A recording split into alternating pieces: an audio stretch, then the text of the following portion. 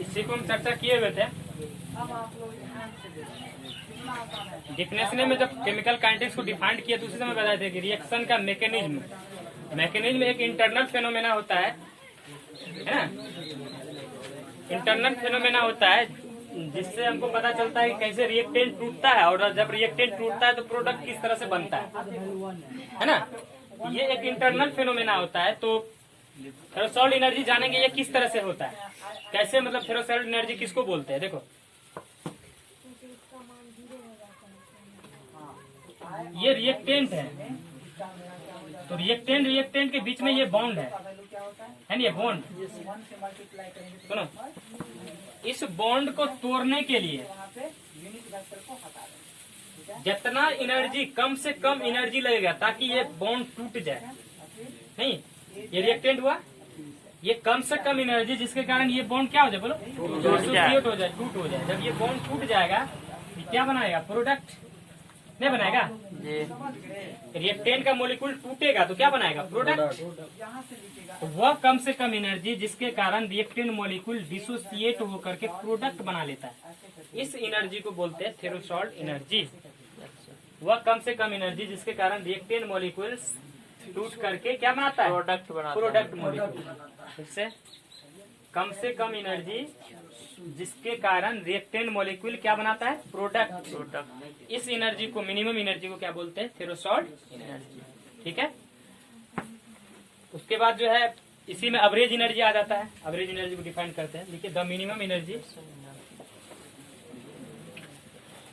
The minimum energy, कम से कम, मिनिमम मतलब द मिनिमम एनर्जी, बहुत आसान है। द मिनिमम एनर्जी, वह कम से कम एनर्जी,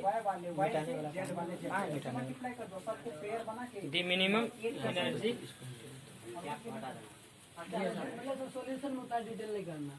हाँ देखिए ना, वेक्टर का आप लोग मैथमेटिक्स जो बनाओगे, द मिनिमम एनर्जी, कम से कम, वह कम से कम energy due to which, question objective दूं, इसमें से 8 ड्यू टू विच मतलब होता है जिसके कारण,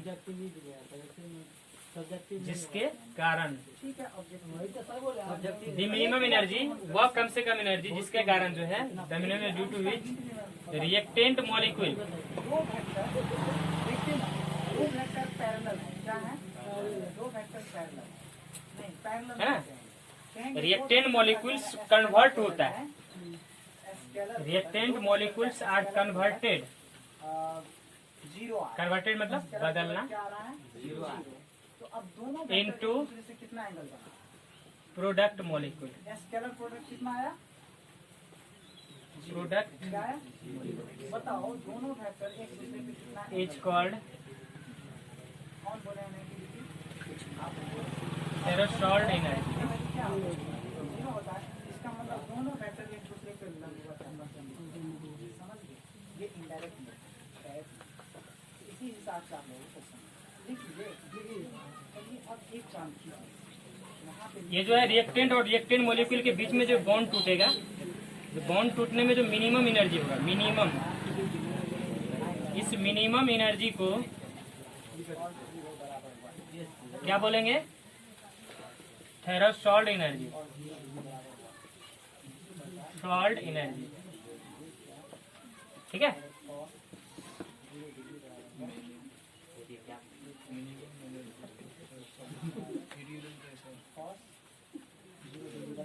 स्टॉप कीजिए। इसका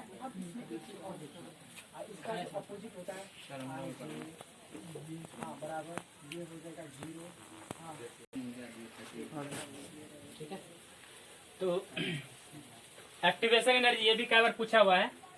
वह एवरेज एनर्जी जिसके कारण, एवरेज यहाँ पे लगा देंगे, सेम है, मिनिमम यहाँ पे एवरेज लगा देंगे। वह औसत एनर्जी जिसके कारण रिएक्टेंट मॉलिक्यूल किसमें बदल जाएगा, प्रोडक्ट मॉलिक्यूल में। कन्वर्टेड मतलब बदलना। ठीक है। रिएक्टेंट मॉलिक्यूल जो है बदल जाएगा प्रोडक्ट मॉलिक्यूल में, तो इसी को बोलते हैं एक्टिवेशन एनर्जी। इसको डिनोट करते हैं, याद रखिएगा, इसको डिनोट करते हैं, इट इज डिनोटेड बाय ये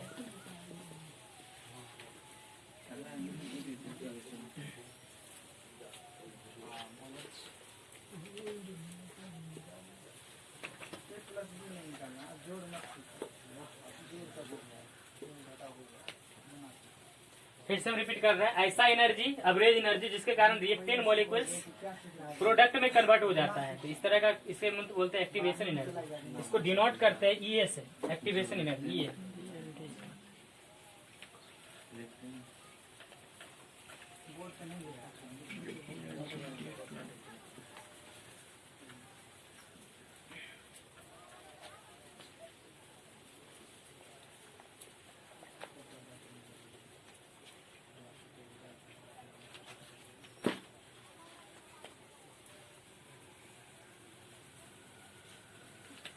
ठीक है, एक्टिवेशन थ्रेशोल्ड हो गया। अब इसी में आगे हम लोग एक टर्म है एनर्जी बैरियर। तो एनर्जी बैरियर क्या है? हिंदी थोड़ा जगह छोड़ दीजिएगा, हम दिखा दें। ठीक है, औसत लगा देना। एनर्जी बैरियर क्या होता है? देखो एनर्जी बैरियर होता क्या है? बैरियर क्या होता है? एनर्जी बैरियर देखो,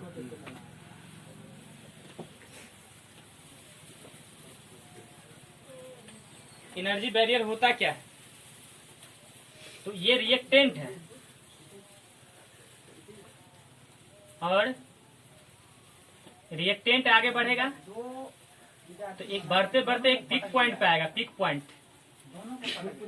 ये ऐसा पिक पॉइंट होगा जहां पर ये रिएक्टेंट मॉलिक्यूल ये पूर्ण रूप से टूट जाएगा। सुनिए, ये रिएक्टेंट मॉलिक्यूल आगे बढ़ते बढ़ते कहाँ आएगा? पिक पॉइंट यहाँ पर, और यहाँ पे क्या होगा? ब्रेक हो जाएगा, टूट जाएगा।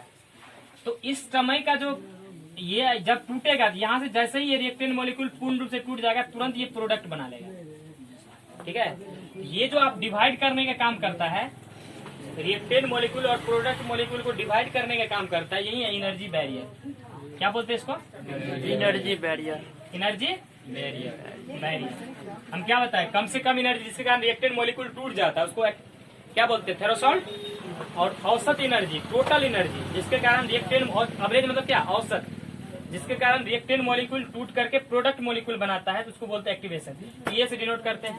एनर्जी बैरियर क्या होता है? रिएक्टेंट मॉलिक्यूल टूटेगा, आगे एक पिक पॉइंट पे आएगा और यहाँ से क्या होगा? जब यहाँ पे ये रिएक्टेंट मॉलिक्यूल पूर्ण रूप से टूट जाएगा तो तुरंत क्या बना लेगा? प्रोडक्ट। तो ये जो बीचों बीच वाला पार्ट होगा, ये क्या कर रहा है? अलग कर रहा है, बैरियर बना रहा है, अलग कर रहा है।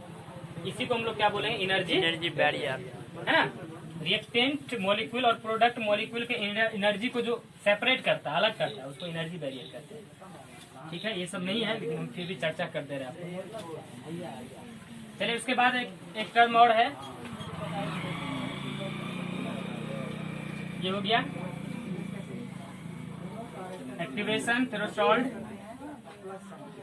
एक चीज और है, हाँ एक और, ऐसे ये हाई नहीं हम बोल दे रहे। Active molecule, active passive molecule, दो मॉलिक्यूल होता है। तो एक्टिव मॉलिक्यूल क्या होता है? ये आप लोग लिखे लीजिए, कहीं लिखो, हिंदी में लिखो।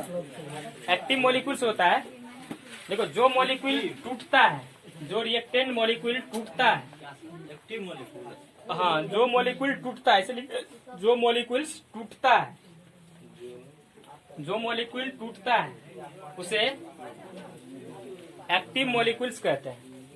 जो मॉलिक्यूल टूटता है उसे एक्टिव मॉलिक्यूल्स कहते हैं, है ना।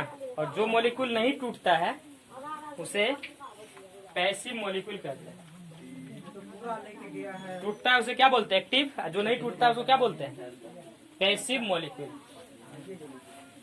देखिए इसमें आइए, अब एक टर्म है, दो तो और पढ़ाना, एक तो इंडोथर्मिक, एक एक्सोथर्मिक। पूछना चाहिए आपको, गलती नहीं जो नहीं टूटता है क्या बोलते हैं? एक्सोथर्मिक रिएक्शन, अफसोस नहीं कीजिए, आप सही बनाए। एक्सोथर्मिक। यही होता है ना। देखो ये ऐसे ये भी एक कंपटीशन के लिए, जे मेन सब का एग्जाम दीजिएगा तो उसमें ये पूछता है। जो मॉलिक्यूल्स में टूटता है सर उसे पैसिव। चलिए ऐसे होगा ना, टूटता है एक्टिव है, जो नहीं टूटता है। देखो एक्सोथर्मिक होता क्या है? देखो पहले देख लीजिए, बता एक्सो का मतलब क्या होता है? छोड़ना। एक्सो का मतलब क्या होता है? थर्मल, थर्मिक, थर्मल मतलब क्या होता है? हीट। इधर AX है, एक्सो मतलब क्या होता है? TX से मतलब छोड़ना। छोड़ना, मतलब कितना है? एक है, बाहर निकालना। आप ऐसे अनुभव कीजिए, ऐसे अनुमान लगाइए। कोई रिएक्शन हो रहा है, रिएक्टेंट से प्रोडक्ट, और यहाँ पे कितना है? -2। रिएक्टेंट से प्रोडक्ट, समझिए कॉन्सेप्ट है इसमें। रिएक्टेंट से क्या? प्रोडक्ट। ये जो रिएक्टेंट से प्रोडक्ट हो रहा है, तो इसमें हीट मतलब एक्सोथर्मी मतलब हीट को छोड़ेगा, है ना? तो किस तरह छोड़ता देखिए। मान लेते शुरू में जो है ना हीट है आपको 100 जूल। शुरू में कितना हीट है? 100 जूल। अब जब रिएक्शन स्टार्ट हुआ तो हीट को ये शुरू में कितना हीट है? 100 जूल। अब जब रिएक्शन स्टार्ट हुआ तो ये हीट रिलीज करेगा ना, बढ़ेगा। जब हीट को रिलीज करेगा तो क्या होगा? फाइनल हीट कम होगा कि ज्यादा होगा? अरे आपके पास 1000 रुपया है, धीरे धीरे रुपया को खर्चा करते जा रहे हैं, बाद में आपके पास रुपया क्या होगा? 1000 ज्यादा हो जाएगा, कम नहीं हो जाएगा, है? वही बात है। 100 जूल हीट है, अब रिएक्शन उसी हीट से रिएक्शन स्टार्ट है, तो बाद में और हीट को क्या कर रहा है? रिलीज कर रहा है, छोड़ रहा है, तो क्या होगा बताओ? फाइनली हीट क्या होगा? कम। तो H2 जो है जब रिएक्शन स्टार्ट होगा, रिएक्शन स्टार्टेड होगा, H2 मान लीजिए, H1 100 जूल है, और जब रिएक्शन स्टार्ट होगा, when reaction is started, start होता है, तो H2 क्या होगा? हीट रिलीज होगा तो क्या होगा? कम होगा। मान लीजिए 60 जूल है, सपोज मान लिए 100 जूल था, जब रिएक्शन स्टार्ट हुआ तो कितना बचा? 60 जूल। अब दोनों का अंतर निकालेंगे, delta H change in heat. Change in heat क्या होगा?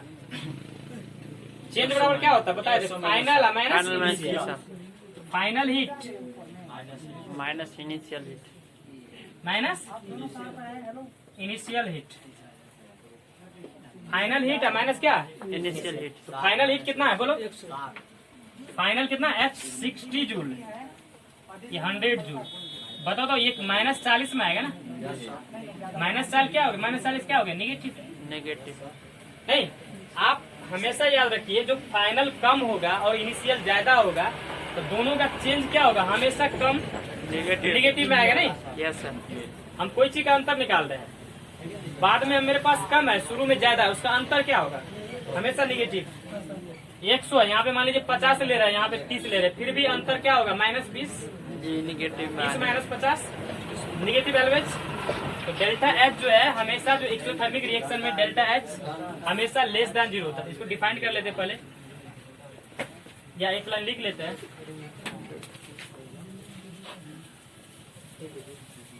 इन एक्सोथर्मिक रिएक्शन दिखाई देता है, देखो तो नहीं आ रहा है थोड़ा इधर से। यहाँ से, यहाँ से। इन एक्सोथर्मिक रिएक्शन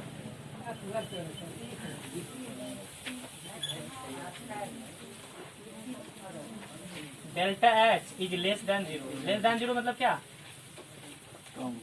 0 से कम छोटा। होगा, मतलब डेल्टा एच जो है लेस देन 0 होगा।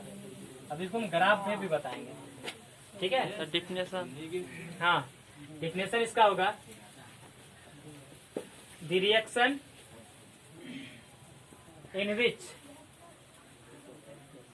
मतलब क्या? जिसमें इन विच हीट इज इवॉल्व्ड, यहाँ लिख दे रहे हैं, हीट इज इवॉल्व्ड। इवॉल्व मतलब क्या होता है? निकलना। ऐसा रिएक्शन जिसमें हीट क्या होता है? इवॉल्व होता है। आगे लिख लीजिए, इट्स कॉल्ड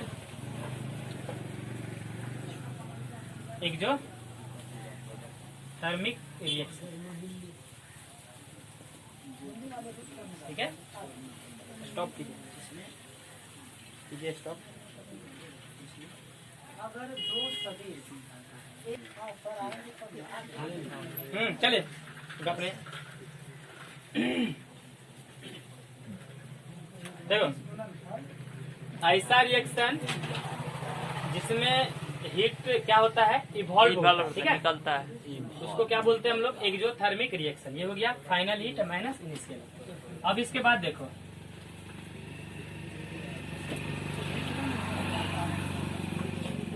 अब इसका ग्राफ हम थोड़ा समझ लेते हैं। देखिए यहाँ पे सिर्फ देखिए, देखो ये मान लो रिएक्टेंट है, रिएक्टेंट आगे बढ़ेगा प्रोडक्ट बनाने के लिए, और फाइनली प्रोडक्ट, फाइनली जो हीट कम होता है कम ज्यादा होता है, फाइनली सर निगेटिव में होता है ना।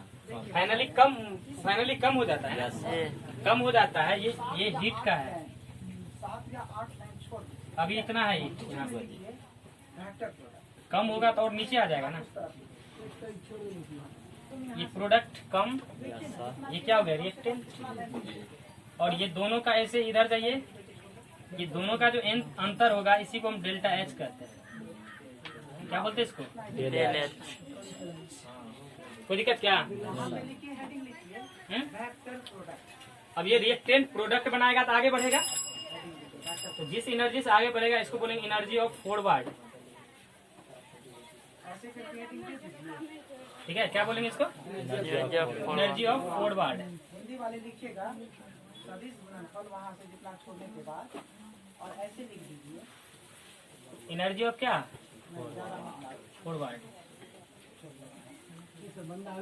ठीक ना, energy of forward. Forward, EF.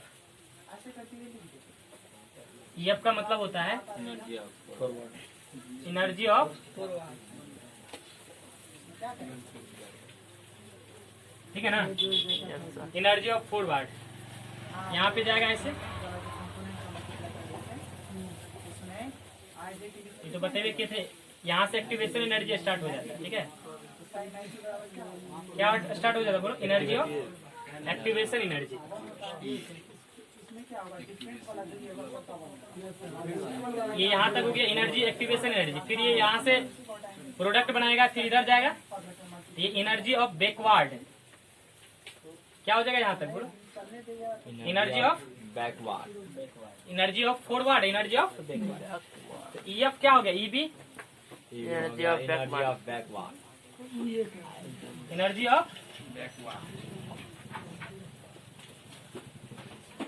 Delta H का मतलब क्या, change in heat, change in heat. कोई दिक्कत क्या, नहीं सर। ये का मतलब एक्टिवेशन एनर्जी। अब देखो होता क्या है, यहाँ देखिए, यदि हम यहाँ से, ये तो हो गया आपका डेल्टा एच, ये हो गया एक्टिवेशन एनर्जी, ये हो गया आपका एनर्जी ऑफ बैकवर्ड और एनर्जी ऑफ फॉरवर्ड। ठीक है, सर हाँ जा रहा है, इंग्लिश वाले सर आगे। ठीक ठीक। तो यहाँ से हम जो है देखिए, यहाँ पे इस तरह समझ आया आप लोग को, लेकिन इस ग्राफ बनाइए, ग्राफ बनाओ जल्दी फास्ट में, स्टॉप कीजिए।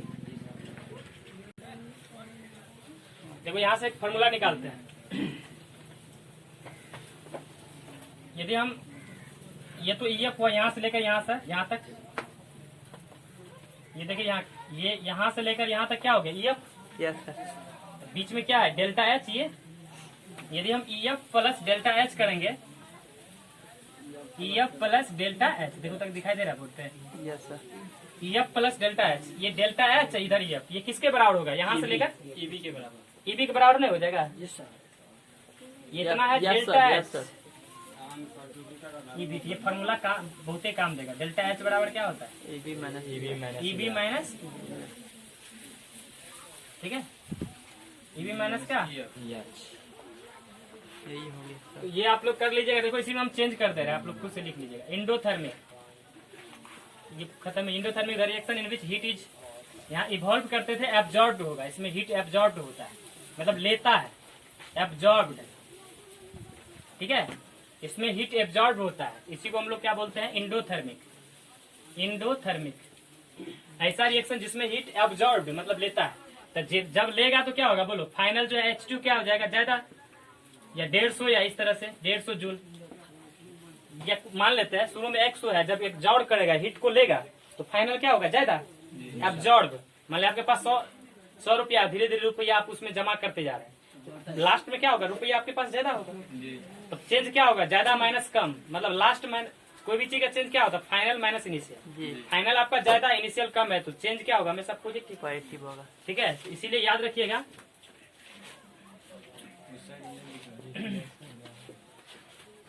वो तो सब जाने लिखे लिए वही पॉइंट होगा। इसमें एक पॉइंट याद रखिएगा, change in heat delta H क्या हो जाएगा, ग्रेटर देन 0 होगा, याद रखिएगा 0 से बड़ा होगा। और दूसरी बात, ये जो ग्राफ है, ग्राफ में थोड़ा सा चेंजिंग क्या होगा सो देखिए। ये रिएक्टेंट हुआ यहाँ पर, और रिएक्टेंट जब आगे बढ़ेगा तो यहाँ पर हम देख रहे हैं प्रोडक्ट फाइनल ज्यादा है। तो फाइनल क्या होता है, प्रोडक्ट। तो फाइनल प्रोडक्ट हमको ज्यादा है तो फाइनल वाला हीट ज्यादा होना चाहिए ना, तो इधर छोड़ देंगे यहीं पे लाके।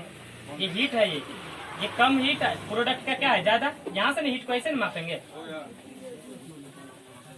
ये रिएक्टेंट का हीट क्या है, कम, शुरू वाला कम, बाद वाला ज्यादा। तो बाद वाला ज्यादा तो प्रोडक्ट का ज्यादा बनाना पड़ेगा, ठीक है। और ये दोनों का जो अंतर होगा, ये इस अंतर को क्या बोलेंगे, डेल्टा एच। क्या बोलेंगे बोलो, डेल्टा एच। और यहाँ से यहाँ हमको बताया था आपका क्या होगा, एनर्जी ऑफ बैकवर्ड नहीं, और है ना, और इधर क्या होगा, एनर्जी ऑफ क्या, फॉरवर्ड, ठीक है, एनर्जी ऑफ फॉरवर्ड, ठीक है। अब इसको हम बनाते हैं, देखो ये एनर्जी ऑफ फॉरवर्ड। अब देखिए यहाँ पे ये एनर्जी ऑफ जो फॉरवर्ड है, ये डेल्टा एच, और ये किसके बराबर हो जाएगा बोलिए। यहाँ पे हम गलती फिगर बना दिए। गलती कैसे बना दिए, प्रोडक्ट यहीं तक है ना, तो प्रोडक्ट यहीं तक रहेगा, एनर्जी ऑफ बैकवर्ड, ठीक है, ठीक है। ये देखो कैसे बनाएंगे, मतलब ये जो एनर्जी ऑफ फॉरवर्ड होगा यहाँ पर, EF एनर्जी ऑफ फॉरवर्ड, ऐसे EF, EF बराबर क्या होगा, delta H plus EB, delta H plus क्या, डेल्टा एच बराबर EF माइनस, नहीं सर, ये भी मैंने चाहिए होगा नहीं, ठीक है सर। देखो ये EB और डेल्टा एच, ये दोनों को जोड़ेंगे, सही है, EB और डेल्टा एच, तब नहीं EF के बराबर होगा। EF बराबर delta H plus EB, delta H EF minus EB, ठीक है ना। कोई दिक्कत क्या, कोई दिक्कत है,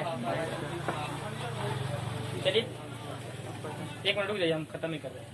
ये खत्म हो गया, इसके बाद कल आपका एक क्लास इसमें